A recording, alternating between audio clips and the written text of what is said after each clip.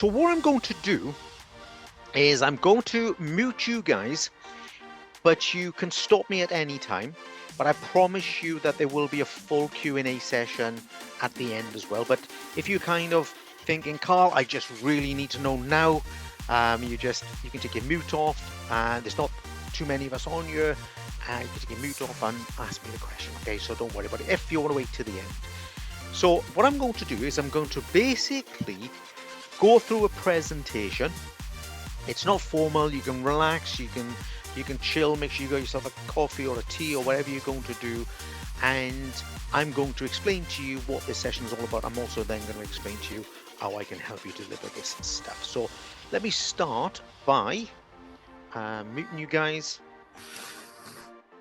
It's only for when your dog runs in and jumps on your lap, or the kids come screaming through your living room or something like that. So we do it this way. Okay, so I'm gonna start, hopefully, by... Right, guys, you should be able to see a nice big screen now that says From Hope to Control. Right, I'm gonna close it down from time to time to make sure that we are face to face as well. So, welcome to this presentation, which is called From Hope to Control, and it's in conjunction with the High Sales Low Stress Club, which I'm going to tell you about first, and then we'll get into the nitty gritty about Hope to Control.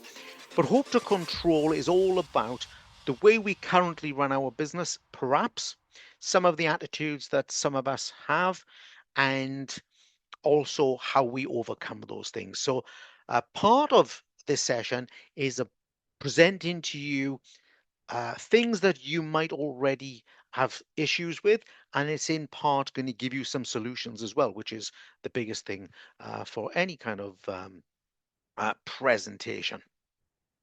I am going to introduce myself in more detail in a moment, but I want to dive straight into what is behind all of this and this high sales, low stress club. Okay, so we get that done, we get it out of the way, but you got it in your mind of where we are heading, and we got some more people coming in, but we will just keep on moving forward.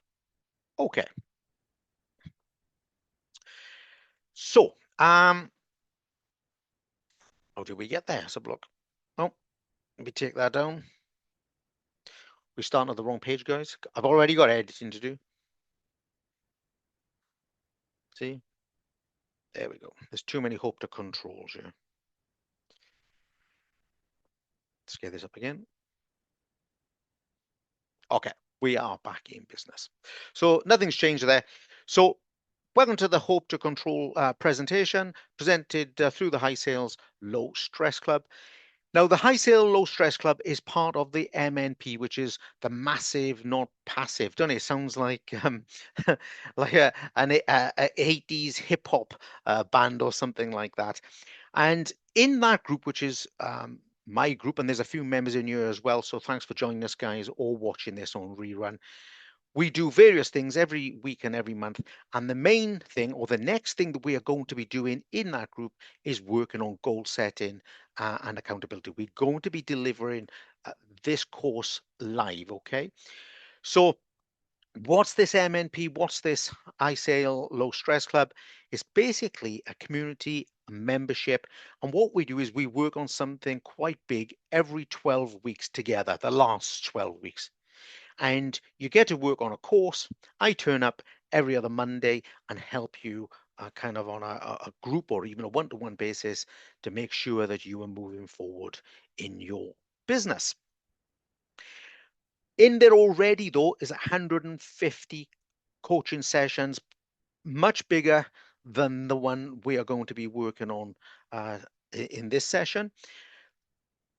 But if you ever join this MNP, and I will invite you later on, then you get full access to the whole 150. I think there's more than that now. I've been saying 150 for months. We're probably 160 or 170 by now. But we also have some other stuff as well. We have a podcast. Nobody has this podcast, by the way, because I know you guys are busy. Yeah, when you're, I don't know, whatever you guys are doing, tidying your houses, going to the gym, or taking the dog for a walk, or something like that, you can still keep up with what's going on. I also know that part of the reason our businesses struggle a little is because we don't plan enough in advance. So I provide a checklist for what's happening in a month or 2 months' time, as opposed to what you should be doing today. And we have lots of nice live open sessions as well. And I make sure that the members got some discounts on important courses. I just flashed this up here because we have a membership group. We've got a Facebook group, which isn't part of the membership. It's just where we all kind of hang out. A WhatsApp group for those that don't like Facebook. And as I mentioned, the podcast. And that's $49.95 a month, including, not included, plus the VAT. But there's no contracts or anything. If you love me, you can stay forever. And some people have stayed forever, and thank you very much. And if you don't want to stay forever, you can leave at any time, but you do get access from day one. And if you stay long enough tonight, I will do a little tour if you want to at the end, or you can request it separately, and I'll tell you about a little bonus. So what I'm about to tell you about in this session will be in the High Sale Low Stress Club in a much more formal and extended over a number of weeks. Okay, so we're not going to get every single thing done regarding moving from hope to control, which is really about how we, I don't know, get things better in our business. Okay, how we increase sales, how we lower stress, and how we regain control. And I'd like to say without spending too much more time or too much more money on things like marketing. All right, because it's a bit open-ended when we start marketing.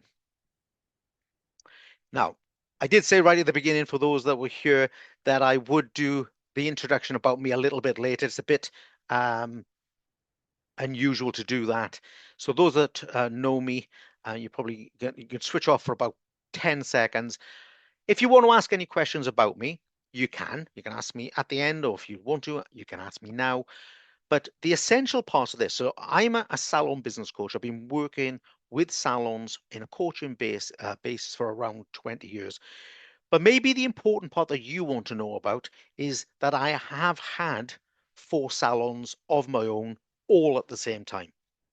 And all of the problems that I coach at some stage in my career, I had, which is why I came up with the solutions to solve them. So when I had 1 salon, it was obviously much easier than 2, and 2 presented different problems. 3 was more fun than you could shake a stick at, and 4 was pure joy. And during that period, everything from retail processes to staff management to accountability, which I'm going to talk about today, is something that I developed. Okay, so that's a little bit about me. And I can tell you much, much more, but you didn't come here to hear me tell you how good I am, how good I've been in the past running my own salons. Now, some of you won't even know who this person is, so you're going to have to Google it, all right? All you youngsters. But we very often run our business on the basis of hope. Okay. And there's a bit of a joke. This is not my originality. For those of you that know who Bob Hope is, he is an American comedian from yesteryear. And the saying was, you've got no hope and Bob Hope. And in many ways, that's exactly where we are when we're trying to run our business in that way. Okay. And what I want to say to you is hope is not a strategy unless you're on a desert island, okay? Because if you're on a desert island, well, nobody would blame you for hoping that a ship comes past or an airplane flies overboard, or I don't know, or even a big fish lands on your lap, all right? So nobody would blame you for hoping, but you guys are not on a desert island, all right? You're in a place in the country of your choice with a business, hopefully, of your choice. And maybe you're using hope as a strategy when ultimately it's not going to work so well for you. Now, think about it. Think about how hope works in other parts of your life. So I'm just going to pull this down. We'll put it back up in a moment because I want to make sure that I'm talking to you guys as well and I'm not just flashing up. For the guys who joined us since I started, thanks for diving in. So just think about where you might have in the past used a hope strategy. And I can speak for myself on this as well. Let's say you wanted to lose weight and, maybe you got a holiday planned or a cruise planned or something like that. And you've said to yourself, God, yeah, I hope I lose weight. All right. I hope I can. Well, that never really happened, did it? Without actual actions. So whatever you hope to do, I hope I increase my sales, isn't going to work. I hope new members of staff turn up, isn't going to work. And if you're trying to lose weight, hoping alone isn't going to get you there either. So you guys are all on my screen, but I know some of you got your cameras off, and that's entirely your prerogative. Although I do like to have cameras on, otherwise it's like doing a radio presentation or radio broadcast. Put your hands up. You can do that little yellow thing, can't you? Or put your thumbs up, put your cameras on, or do it metaphorically if you like. Who actually likes being out of control? Now, I'm going to be tread carefully here, but I know that people in my life, like my wife, she doesn't like to be out of control. Okay.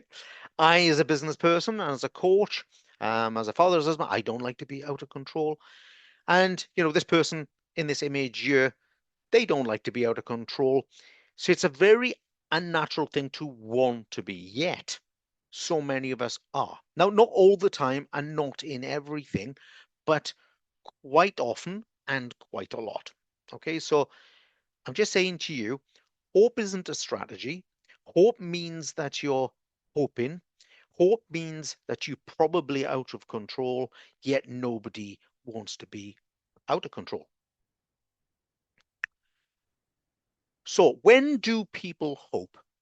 Usually, okay, or they hope that something will improve, okay? But when do they usually do it? They usually hope when they know there are benefits, for example, I hope to lose weight, okay, because they know there's benefits. My knees will be better, or I'll be able to walk further, or I'll breathe better, okay, or I'll fit into my my bikini, okay, whatever it is, okay. So we hope when we know there are benefits. We hope when we don't know what to do. And this is all right as well. Not all of us know what to do all of the time. In fact, I would go as far as to say is none of us know what to do all of the time. So we hope. We hope the things get better, right? We hope the economy improves. All right. We hope inflation goes down. Okay. But we don't know how to affect that ourselves. We also hope, okay, when we are working really hard, but things aren't improving as much. Okay. So you might be working on things and you might be working on the wrong things, but you still hope, I hope my sales go up when I do this advert. So we still hope, but we are working on the wrong things. We hope, but then we take the wrong types of action. So we hope that sales go up, but we do the wrong type of marketing. We hope that we get some staff, but we do the wrong type of advert. Okay. Or we hope we get new clients, but we don't do anything at all. Or we hope our staff get better, but yet we don't train them. We don't hold them accountable. We don't focus them. We don't discipline them. But we hope they get better, right? Even if we have a quick meeting with them in the staff room and we tap them on the back. Retail's a good one. Yeah. Retail, how many people have had a staff meeting and said, come on, let's go work harder. Let's try harder. And then they go, and what do? You hope they listen and you hope that they retail. But it isn't going to work. And sometimes we hope when we as salon business owners are lazy, but I must say here before anyone leaves me before I finish my sentence, I have very rarely ever met a lazy salon or business owner. Yeah, they work their socks off quite often on the wrong things, but they are not lazy. But they can often be uninspired themselves. They can often be tired and fed up and non-focused. Okay, so but those people, and it could be you, are still hoping. I'm still hoping this will work. So what were the benefits? We've said that control isn't going to work for you. We've identified why we hope for things and the type of people that hope. What are the benefits of being in control? And I think this is where we start to think about doing things differently. When we are in control, we get clarity. Everyone knows exactly what they're doing. When you're in control of your team, when you're in control of the standards, everyone knows what they're doing. Everyone's got clarity. So there's one benefit of being in control. Fairness. When you're in control, everyone is treated the same, right? Everyone gets some of your time. We don't just brush people off or say, thanks for helping today, goodbye, and go 2 or 3 or 4 days without a proper conversation. Because we're in control, everything is much fairer. When we're in control, we use our time better because we don't have to repeat things, do we? If you're not in control, you'll repeat the same thing to that member of staff 6 times. Or maybe you'll write out the order list twice because the first one you wasn't in control, you wasn't organized, you put it down somewhere you don't know where it is anymore.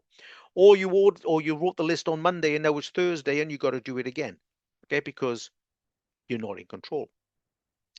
When we get in control, we make less waste. Right? So you see people wasting color in hair salons because they haven't got a control system. They haven't trained their staff on how to mix color. They haven't shown them how to use small proportions. They haven't got the right stock. So people are trying to mix tubes or whatever it is. And we see that throughout the hair, beauty, salon, spa, and clinic sectors where when we are not in control, we make more mistakes.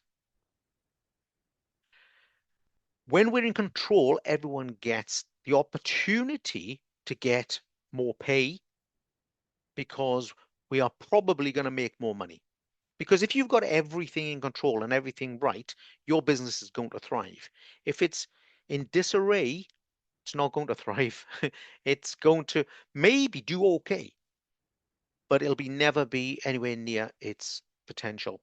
And I think maybe I should put some of this stuff at the top. You know, when you're in control, we have less stress for the owners. But we have less stress for the owners, for the managers, for the staff, and even for your coach if you've got one, right? Because you've got some control. It's the same in your personal lives. We won't dive into that, but you can probably think, I don't know, people in my family aren't doing the things that they could and should in the way I would like. That creates stress for you. So less stress for you means less stress for everyone, right? Does anyone not want to be in control? Well, there are people in the world that like to defer to someone else, would much rather that their boss was in control. Now, that isn't a bad thing, but I am talking to bosses and decision makers only anyway. So, staff actually don't necessarily want to be in control. They want their boss to be in control. And the worst thing for them is when their boss isn't in control either, right? It's like jumping on a bus and the bus driver's not even in control. But most of us in a position of authority or a position of responsibility, I should say, do want to be in control. Okay, I'm just going to have a bit of fun with you with this. Excuse me. So I told you at the beginning that I have the high stress, sorry, got me at it now. High sales, low stress club. And I thought, what if I'm going to do this, by the way, on my big group this week for the people who haven't seen this. What if we organize a membership group, right? Where we get some salon owners together and we avoid increasing sales. We stop controlling everything and we really on maximum stress. We're going to call it the low profit, high drama club. Yeah. Okay. So how do you think that would spin, right? Come on, guys. Yeah, Carl Linder, super coach here, right? Come and join my low profit, right? High drama club. Yeah, low sales, high stress, right? Of course, no one would join it. At least I hope nobody would. All right. Because what we want is high profit or high sales and low stress. All right. But when I was building the presentation, I thought, yeah, but Why do so many people want to be in the other club? And I don't think people want to be in the other club. I think people find themselves in the other club for reasons that are probably within their remit, within their control, but maybe don't realize exactly what they need to do. So if you want to get in control, there are three areas that you've got to must master. And they are goal setting. Now, this can be goal setting for yourself. It can be goal setting for your team. It can be goal setting for the whole business. But goal setting essentially has to be one of your key pillars. Accountability. Now, accountability for you comes whether you want it or not. Because if you don't generate enough income and you don't pay the electric bill or you don't pay the gas bill, you're held accountable because they will turn it off. Right?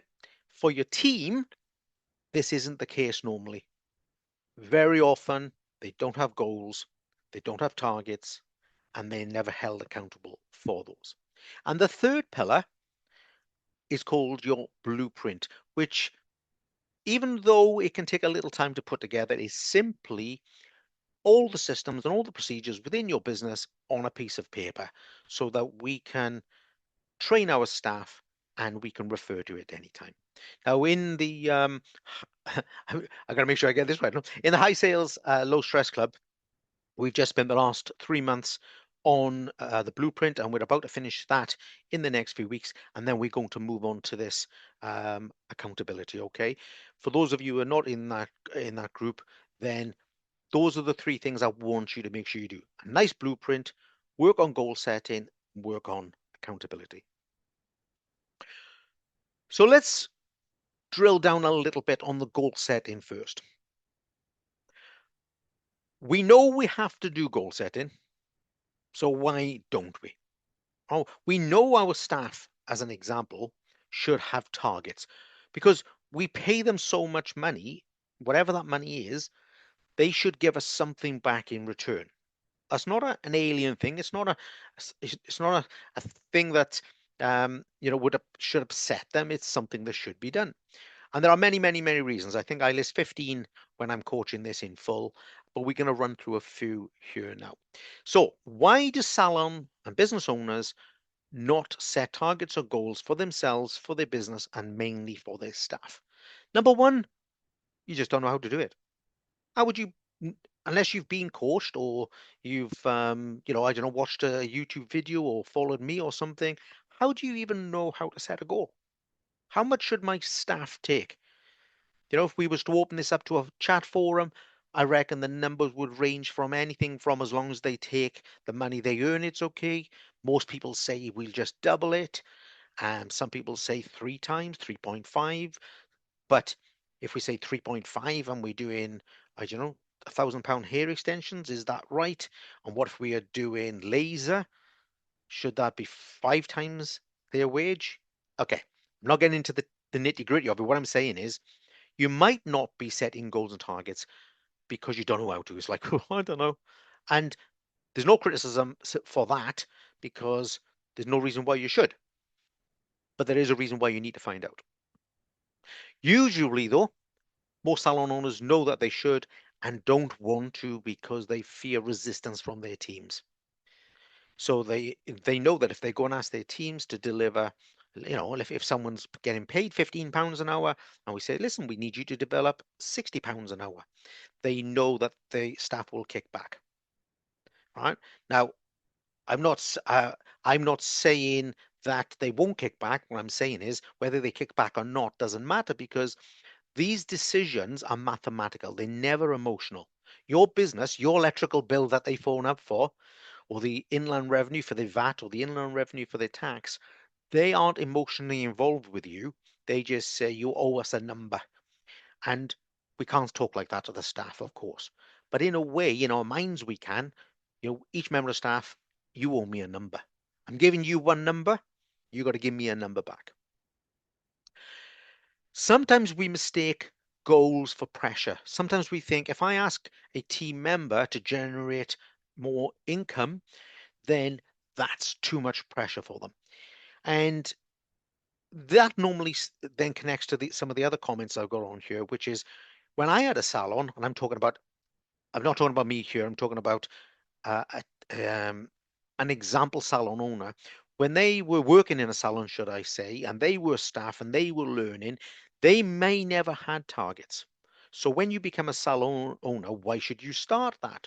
Or maybe you did have a salon owner who gave you targets and you didn't like the way you were talked to and the way you were treated. So now you don't want to do that to your team.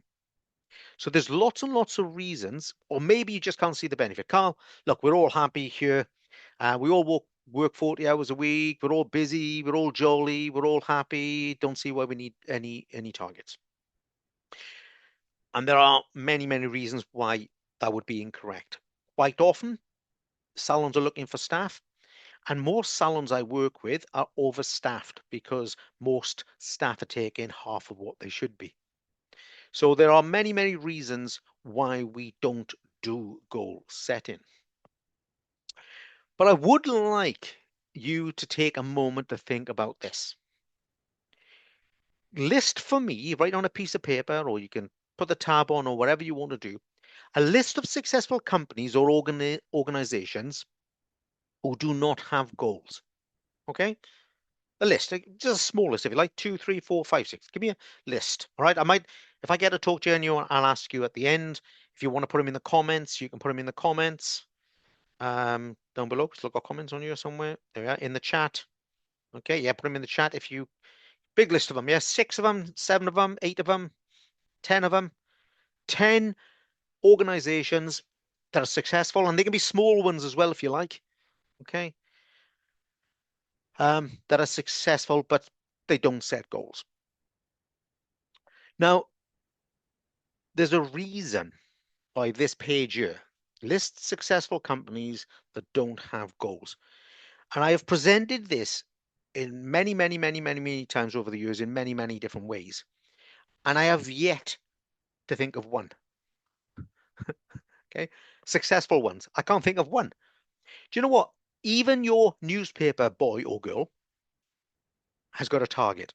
You know, the owner of the newspaper shop doesn't say, here's 45 newspapers, deliver as many as you want.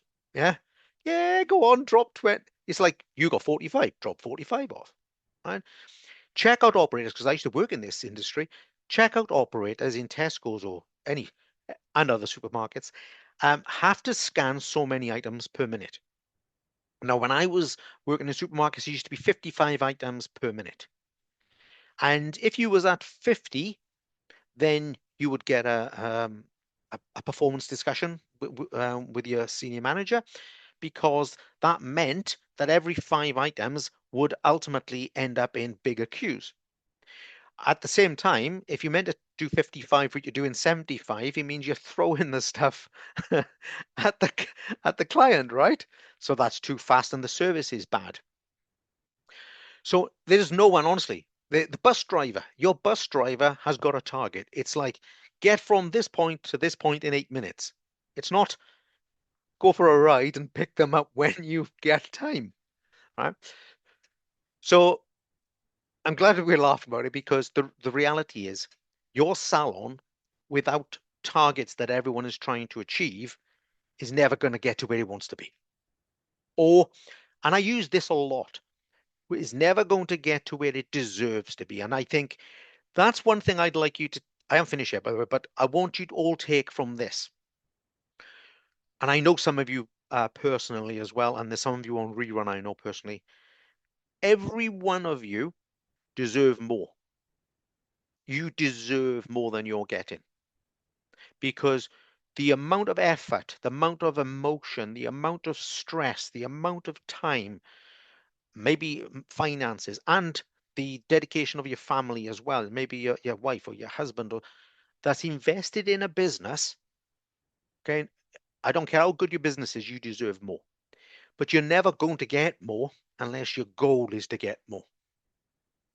So it's really worth thinking about. Nobody else in the world hasn't got a goal. Right? Nobody except your staff. And I have no idea what's so special about your staff versus 8 billion people in the world that don't need a goal. And I understand the emotions involved in not wanting to do it, but it's not realistic. And that's why this is one of the pillars for your business. Now, we've got to set goals for ourselves and we've got to set goals for our team. And if I were coaching you, you'd be pleased to know I only ever give 4 goals.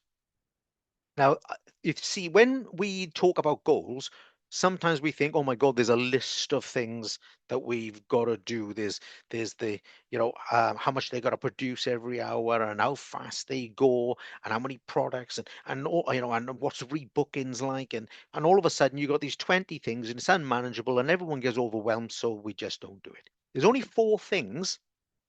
And this goes for all types of salon businesses. All right. Salon spas, clinics, barbershops, even, right? All of you. You only need a goal for service sales. Right? So that's the haircut, the facial, the massage, okay, the nails. Okay, you need a sales goal for that. The next thing you need is a customer care factor. So you could associate this with retail products if you like. And we call this the customer care factor because it's all about what happens when they leave the salon. It's not really about what happens when they're in the salon. And those people who, sorry, those stylists, therapists, technicians, and lots of owners who only care about the client until they get to the front door, we call front door professionals. We absolutely love our clients until they get to the front door. We don't care if they get knocked over by a bus, right? We don't care if their color fades. We don't care if their skin cracks. We don't care if their muscles ache into bits in temp because we've had them in the salon for an hour, 2 hours, 3 hours, 4 hours. We've got them to the front door. Woof, out the front door they go and we're finished. So that's a front door professional.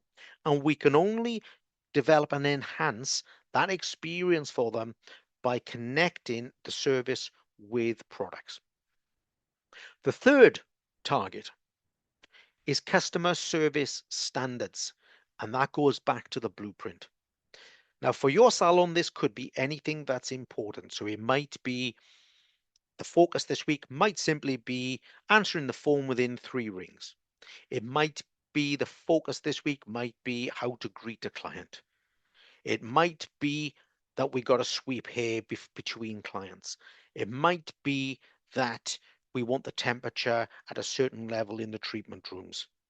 Okay, whatever it is, it doesn't matter. It's in your blueprint. We monitor it every week, and it's a target for your member of staff.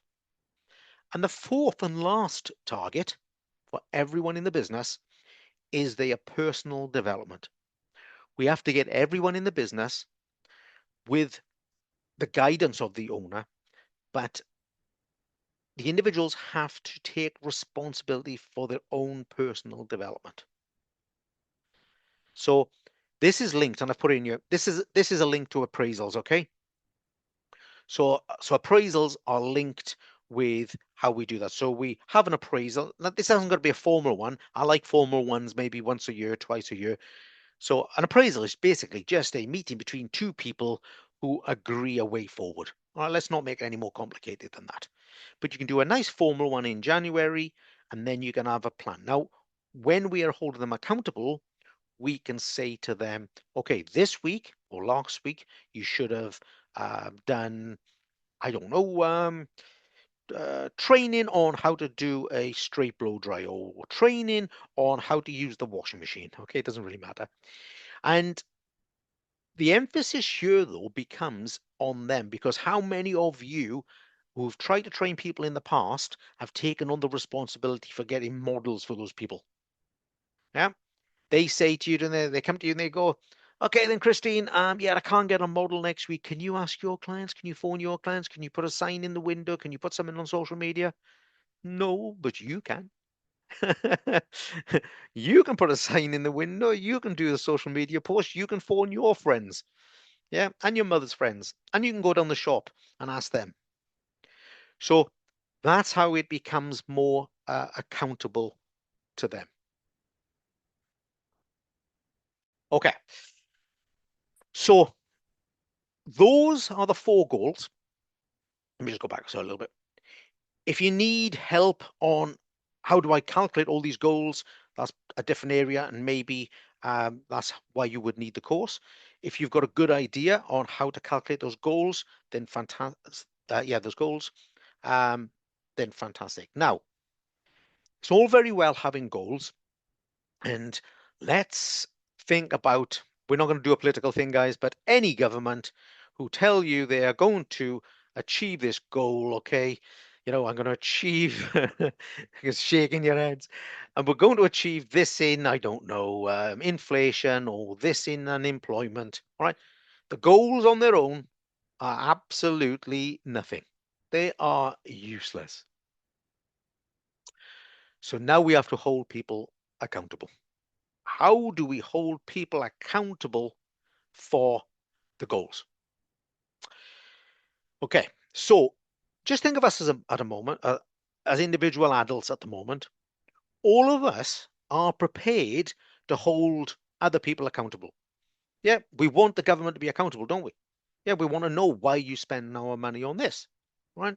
Our local council, we want to know, why aren't you filling the portals, or why are you, I don't know, giving money to the councillors, or redundancy. We expect them to be accountable. Your children's teachers, we expect, well, why hasn't, I don't know, little Mary or little Johnny done well, or why haven't you given them guidance, or when are you going to offer support? We hold them accountable. You know what I mean? When my children were small, I'd be at the school from time to time checking, what's going on, what's the development, we go to teachers even, don't we? Okay. Um, your neighbours, we hold them accountable. Yeah. If they're too noisy, yeah, turn that noise down, right? Okay, well, you're not getting away with that, all right? Or you can't park your car across my drive, right? I'm holding you accountable. Or, yeah, you get the idea. And I have very good neighbours, just for the record. But we don't hold our staff accountable. Everyone else in the world, we hold accountable.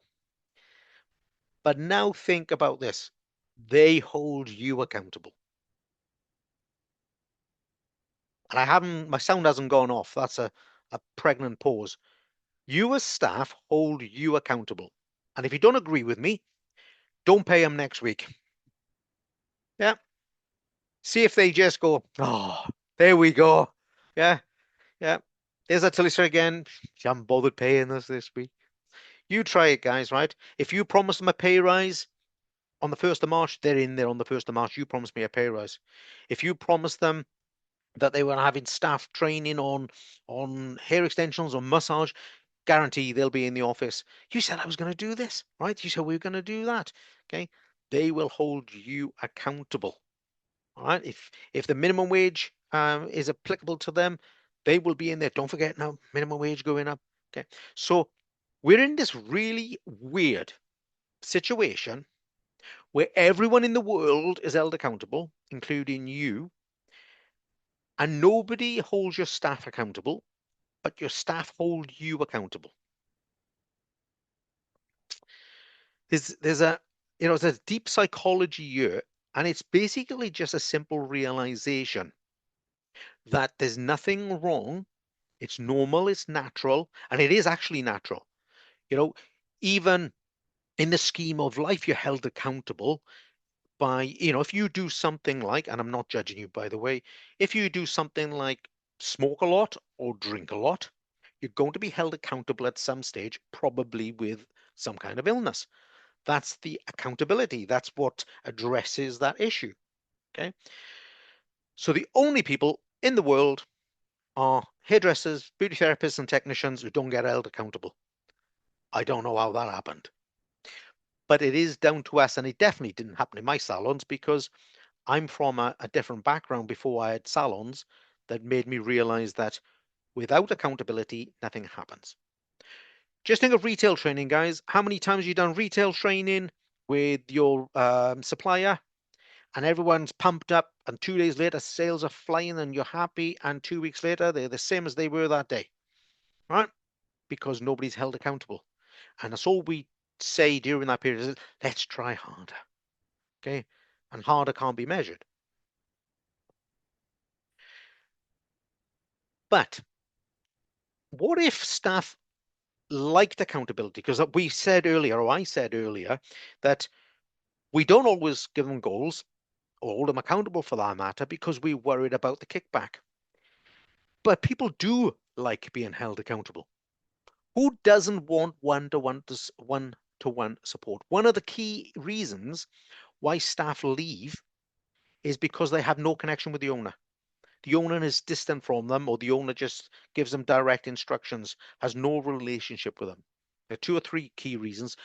So imagine, as a member of staff, I get one-to-one support from my senior. Now, it doesn't have to be you necessarily in this case, depends how big your team is. It might be a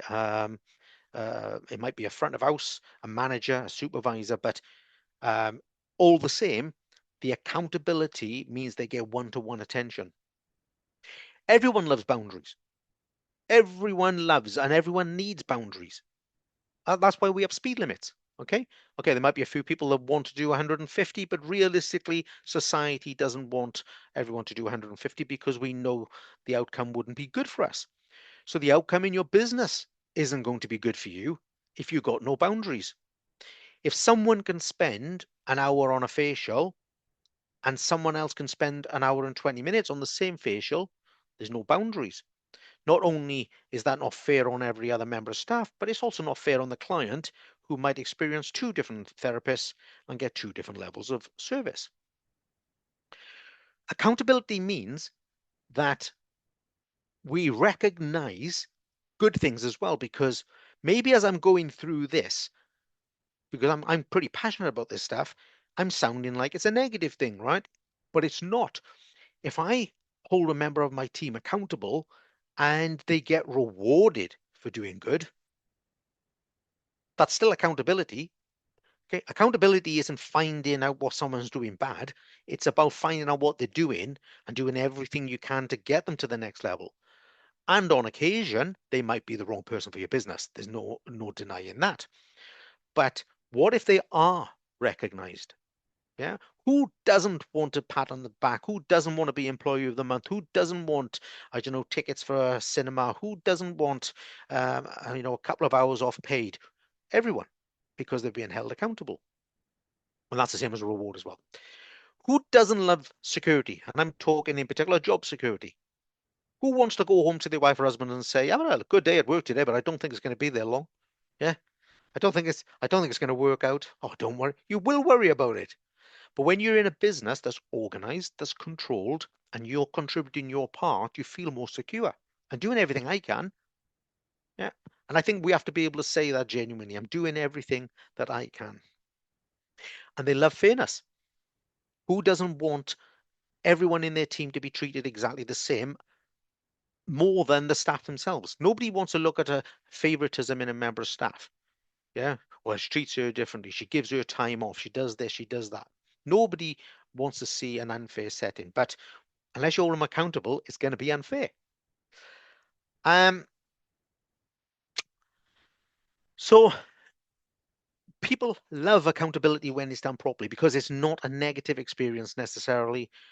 It can and should be a positive experience, but we may have to go through some negativity to get them there, because I've just spent 20 minutes telling you that we are the only industry in the whole damn world who doesn't hold anyone accountable. So when you turn up like this, they're going to think that their world has changed unnecessarily. Now, to get this accountability in place,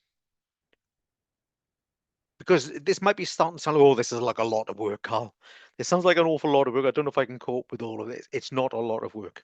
You need one simple meeting with each member of staff.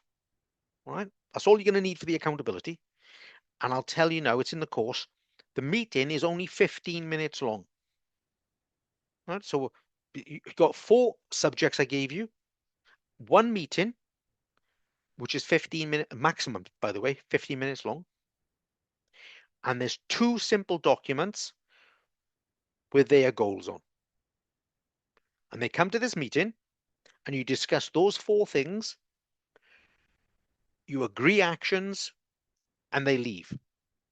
It's as simple as that. If they go away and take those actions, the following week you review. And when I say reward, I don't mean you necessarily, start giving them a pay rise, but you might just do what you do. Thank them, pat them on the back, give them a handshake. If they continue to succeed, we reward them. Maybe they end up with a promotion. Maybe they end up with a pay rise. Maybe they end up with more hours. Maybe they end up with something else. If they aren't performing, we give them more assistance until they do perform. And if they don't take the assistance, then they go and work for someone else. Okay, that's a different and shorter. So it's only one meeting, 2 bits of paper. Okay, 4 subjects. So all this goal setting that's might have started in your mind as all of being a bit crazy, it's now boiled down to that. There we are. Gallup. Okay, I researched this on the internet. So Gallup, you probably heard it, it's a big survey company. Says that I know what is expected of me at work as the most basic employee need in engagement. What is expected of me. That is the most important thing. They don't walk in the morning and go, oh God, I wish you'd give me £1 extra. They walk in the morning and go, oh, wonder what I should do. Right? But if you're in most other industries, not everyone, by the way, is this good, but you walk into more. So if you're in, and I have got close connections with catering companies, if you're a prep chef, right, or you're kitchen hand, you don't walk in going, is it sweep the floor so I could paint the. You don't. You go in, veg, chop, chop, chop, get that ready, go. Right? Or you check how many people in for the day or what's been pre-ordered. You know what you are doing. So that's the most important thing. So the Gallup report says that people who strongly agree with the job description, they're 2.5 times more likely to be engaged. Means they're 2.5 more times likely to enjoy what they're doing and 2.5 more times likely to do it properly. Just because they know what they should be doing. And if you want to know what bit this is in the pillars, this is the blueprint. The blueprint is all about, look, here's a document that shows you what you're meant to do. And I don't ever mean, by the way, build a document and I don't know, put it on a pinboard and expect them to know. The document is just the foundation, and then you got to train these people. So have a look at that, guys. What is your reaction to this? What if I told you to scrap team meetings forever? Because put in the comments if you don't want to smile or put your camera on. Now I've put an asterisk by forever or the team forever because I'm not saying never, ever, ever have a team meeting if, maybe you want to get together for, talk about Christmas promotions or something like that. But we use team meetings in a totally wrong way, right? Let's have a look. When we have a team meeting, hardly anyone ever comes out of our meeting with any accountability. Either the owners say, right, let's get out there and all of us do all of this. Okay, which means that everyone thinks that someone else has to do all of this. Let's get out there and clean the place. In their minds, it's like, yeah, that she meant her clean the place and he cleaned the place, but they didn't mean me clean the place, right? Or let's get out and sell more. Well, what is that? What have I got to do when I get to my client? I know my boss said sell more, and I agree. But I don't know what that is. I don't know what to do. So your team meetings generally are a waste of time, waste of money. They're a nice jolly get together. I've seen people have, teas and coffees and cans of Coke. I've seen people have their blinking lunch and pizza, and they all sit around for an hour, and and it costs an hour at 15 quid a person, and you've got 3, 4, 5, 6 staff, and nothing has happened as a result of the end of that meeting. Now, if you need a social gathering, go and have a social gathering. Go to the races. I don't know. Go to a club. Go to a pub. I don't know. Go for a restaurant. But your team meetings are pretty much worthless in terms of accountability. You're just wasting time, wasting money, wasting energy, and they can be worse than that. Sometimes, if you don't have them often enough, what the staff want to have so they can gang up on other staff, or usually they want to hold you accountable. All right, they want. "Oh, we need a meeting.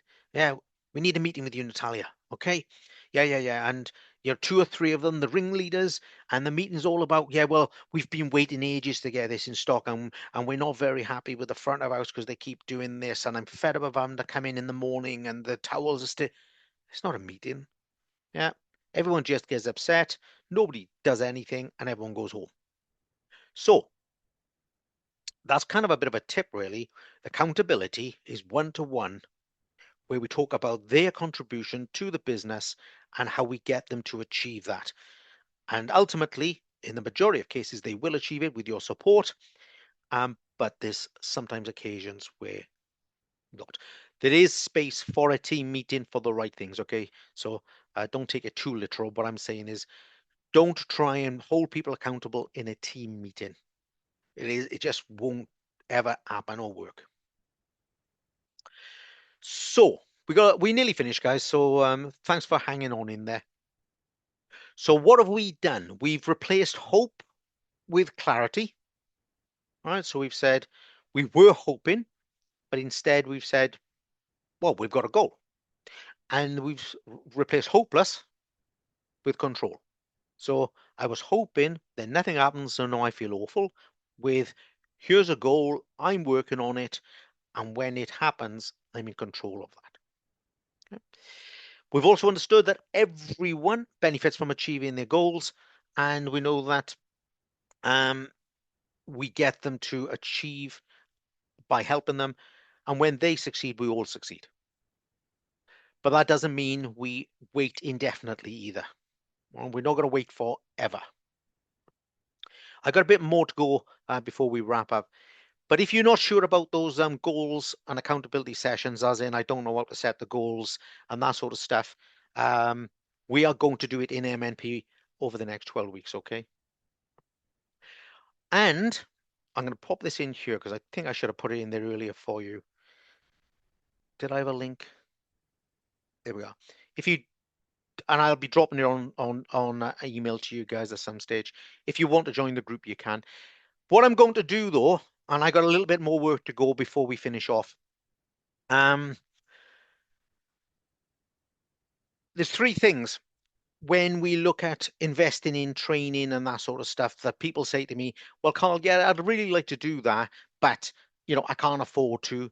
So I put some things together that will kind of take your worries away, if you like. So we have a free money back toolkit. I tell you what it is, and I don't actually like doing them, but they're like hints, tips, and tricks that you can do quickly to get some cash back. All right. It's not my coaching style, but it's how we operate as people. So that's in there. I do sell it, by the way. People love buying hints, tips, and tricks, okay? But you can't run your life like that, can you? The biggest thing we all fight with, all of us, including me and all of you, and if you don't, I don't believe you, is managing your time, because time becomes a vacuum. If something goes, ends, and when I say ends, let's say, I don't know, if you're of a certain age, I've just gone through this process, and my daughter's just gone to university, and all that time I used to spend with her or go into karate with her, I haven't got any more free time. It's just absorbed by doing something else. All right. So time management is a real art and a real skill. So I'm going to drop everyone who joins me that course. And the one that sounds wrong, but I promise you with all my heart is right, is about working less and earning more. Every single one of my good clients, and there are some on here now, and there's some on rerun with this, where we have got them to work physically less doing services, they've earned more money and had a better business.